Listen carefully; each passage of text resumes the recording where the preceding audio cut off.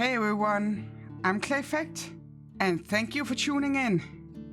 Today we are going to make a wolf, and I thought that would be fitting since last time we made a piglet. So let's get started.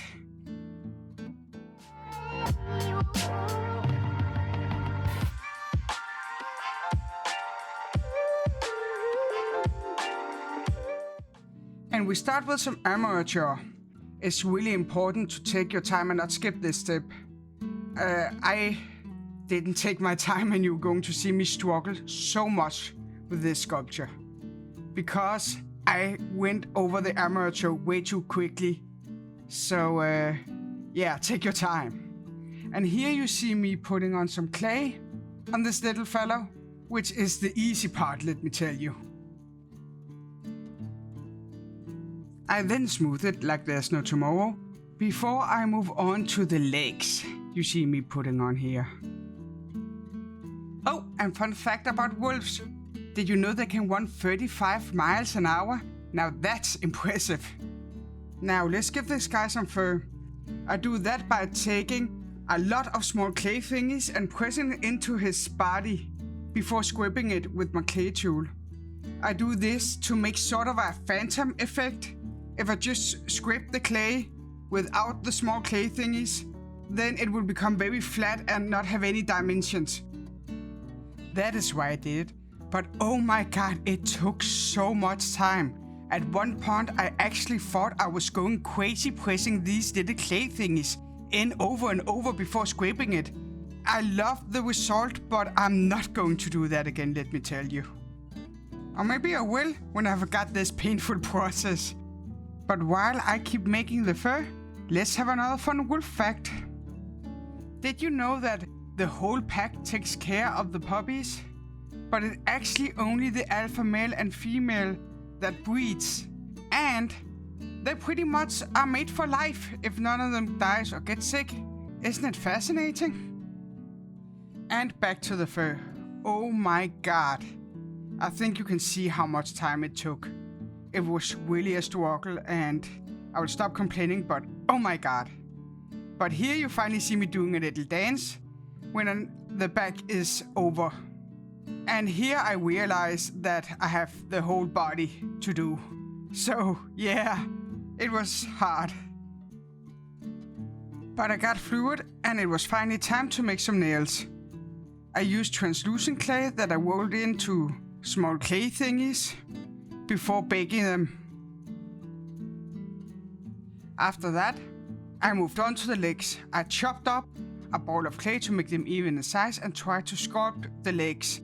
And it was then I realized that there was a problem with the foundation, so to speak. The lower half of the torso was just in a wrong angle, and I really tried, but I had to realize that there was nothing I could do. It was just wrong. So it needed a surgery. So that's what I did. I took my drill thingy and started to chop up his stomach. And it was then I named him Baxter the B. Now while I'm giving poor Baxter his surgery, this might be a good time to ask you to leave a like, subscribe, or comment. I will be oh so grateful, and it will help the channel so much. And then we get to do weird clay surgeries together. It's a win-win. Now with that out of the way, you see me covering up his shame, so to speak, before I give him a bit more of a rump and put on his legs again. Changing his posture, so to speak. And I really think the surgery helped. This looked so much better. And I think it's time for the next clue to where I am from. We actually have wolves in my country. Not many, but a few. And here you see me making his little feet, poking a hole, before pressing the nail in with some bacon bun. And I have to say, I'm just really happy how they turned out. Then it was time to give Baxter the B a tail, and I did that by using cos clay that I rolled into a large clay thingy before placing lots of small clay thingies on the large clay thingy and scratching the clay again. It was very frustrating. I prayed a little to Ace of Clay crafting guard, but I finally got done, and then it was time for the front legs. I rolled some clay out, cut half fluid, before closing it around the wire. And it was at this point I got nervous and wasn't sure it was going to look great, but I would not give up. So I gave him some muscle definition with a shoulder, and after bulking him up a bit, it started out to look okay.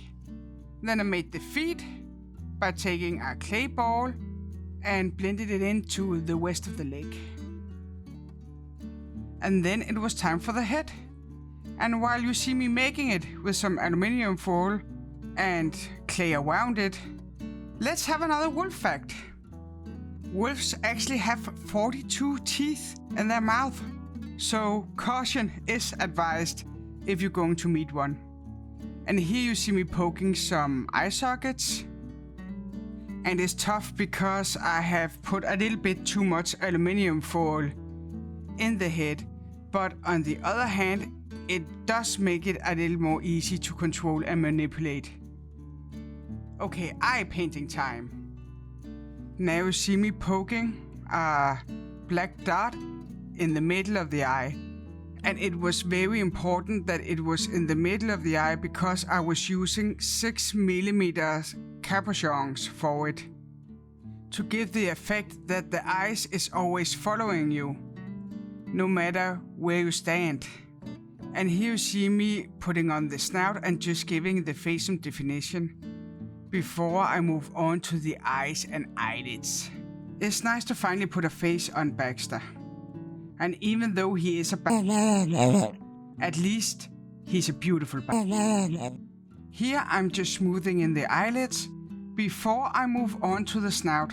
Now I have lost some of the recording of the snout, so you only get to see me gently stroking the snout and give it some more definition. But even though Baxter really was a struggle and really is a bastard, I love the way you can see how the sculpture is coming together and how it begins to look like a wolf. And here you see me making the ears. I do that by making a little teardrop and shape it around my finger before I close it in the end. And voila, we have ears. Now all I have to do is put the ears on before placing the head to the neck and blend it in. And here I will take a quick second to apologize if you have problems understanding me. I train, but English is definitely not my first language, and sometimes it is hard to pronunciate. And if you got any constructive criticism for me, please leave it in a comment. This is a new channel and I really want to become better. It would help me out a lot. Now, back to Baxter the B. Here you see me thinking and debating a bit with Baxter and myself, because something just still seems wrong. But then I realized that it's the legs that's the problem. They are too small, so I put on some more clay and texture the legs over again. Sometimes you just have to be stubborn and keep going, no matter how hopeless it is. Baxter was really a struggle for me. But like with everything else in life, it's not about talent or being lucky. It's all about the hard work. So I keep going, no matter how tough it seems. And I think I succeeded. I am very happy how he turned out. And with him done, I'm starting to paint him in a wolf gray I have mixed myself. And while I'm doing that, I think it's time for another wolf fact. A wolf litter is normally between 4 to 6 puppies. But with Baxter the B, I'm pretty sure he was puppy number 7. And here you see me using a hairdryer to make the paint dry quicker, because I've lost my patience at this point. before I move on to give him a dark wash, making the texture I worked so hard on really stand out. And I'm just so happy how it turned out, I have to say. I would do it again if it was necessary. But let's hope it will not come a reality for a long time. I have to admit, I prayed a little to Maria Elizabeth Crafting Guard to make it look great. And I think she heard me.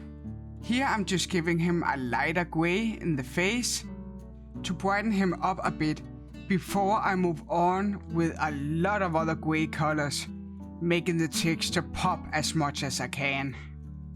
And while I'm doing that, let me tell you a bit more about Baxster, puppy number 7. You see, I think Baxster is the good kind of defending the weaker ones, and if that means beating up the other guys, then he has no problem with it.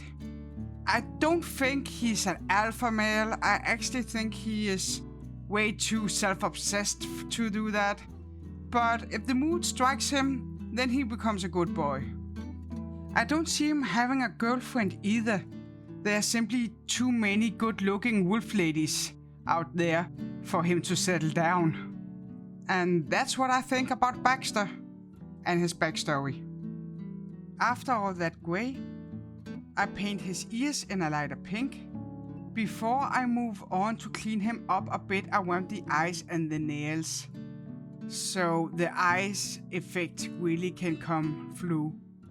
And with that, I will say he is done. I am so happy how he turned out. It was definitely worth it, all the struggles. And I hope you like him too. Thank you so much for watching. Hope to see you again soon. And stay safe. Bye!